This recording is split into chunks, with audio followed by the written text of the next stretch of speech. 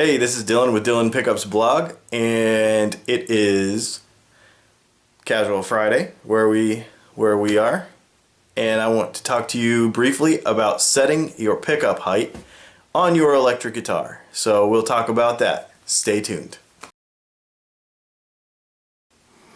Alright, so today we're going to talk briefly about setting your pickup height. We're going to use a Stratocaster as an example.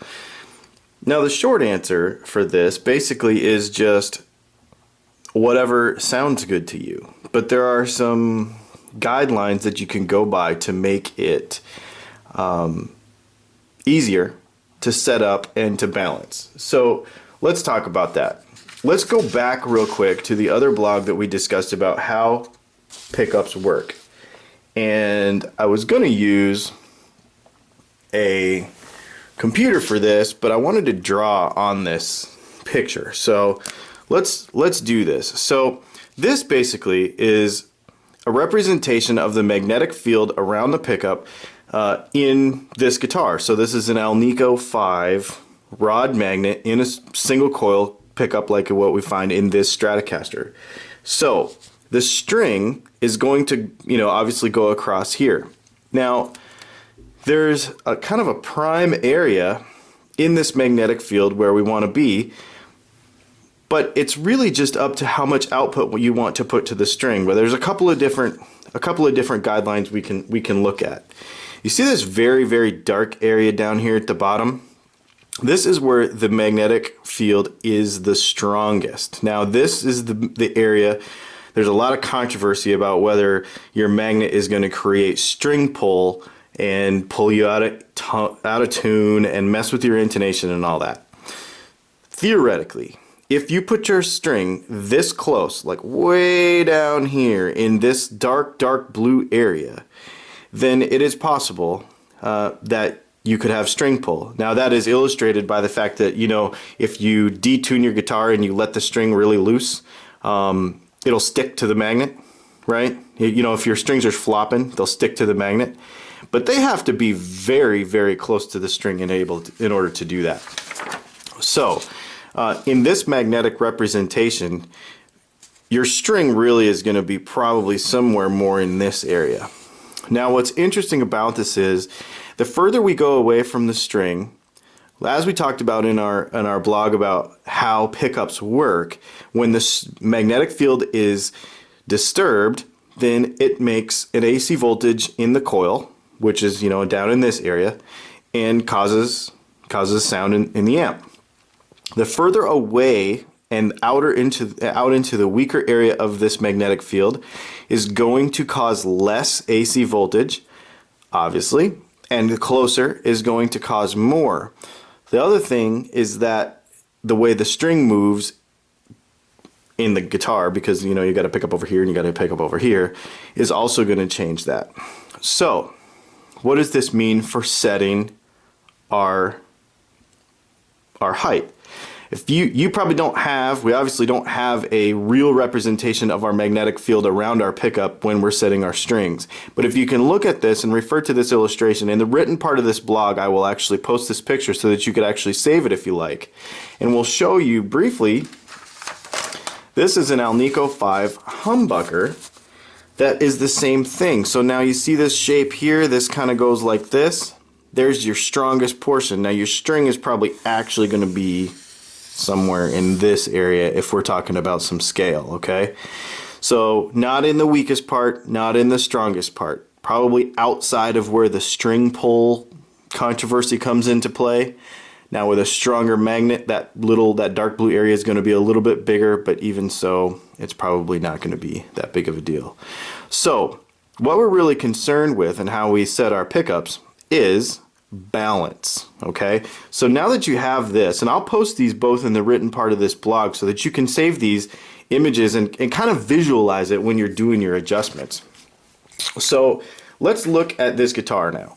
So we've got our neck pickup, our middle pickup, and our bridge pickup. Now in a humbucker, it's going to be humbucker guitar will be one here and one here.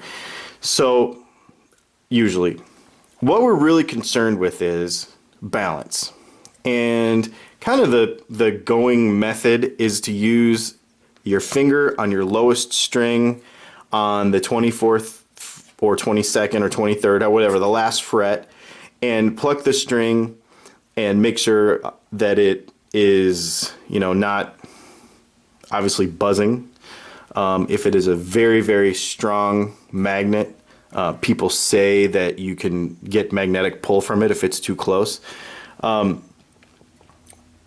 The kind of the guesswork is like 2 nickels you could stick underneath there. Okay, now this is not for final adjustment. This is just to get us started. Okay, so let's do that. First of all, we'll set this at, let's say, 2 nickels. Let's just say that for discussion, and we'll set it here the same way. Okay, now we put our plug in the guitar and put our pickup selector in the neck position.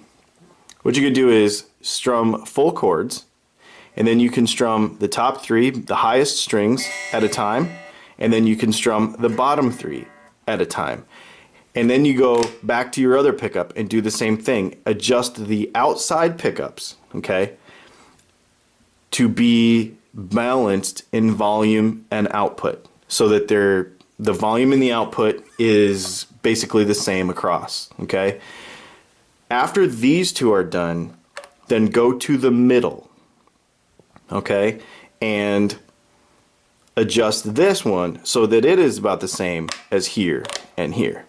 Now, we've only used the adjustment up until now as a reference. So now we have a reference of where we want our overall output to be balanced across all 3 or 2 pickups. Then we say, all right, well, I want my bridge pickup to bite a little bit more than my neck pickup. So then go a half a turn here, a half a turn here to bring it up, and then a half a turn here and a half a turn here to bring this one down. Now, on a Stratocaster, there is something very specific. After you get everything how you kind of want it, so let's say you want, and rule of thumb is this: closer to the strings is going to give you more bite, more attack, and more output. Further away from the strings is going to give you a looser, almost more acoustic sound, and your output is going to come down. Okay, that is with 1 pickup at a time. So get these 2 pickups, especially on a Stratocaster, get these 2 pickups how you want them. Okay, then after that, go to your notch position, which is, you know, this position right here. This notch position is the Strat tone. You know, it's the bluesy Strat tone that everybody likes. That tone is because of the interaction between these 2.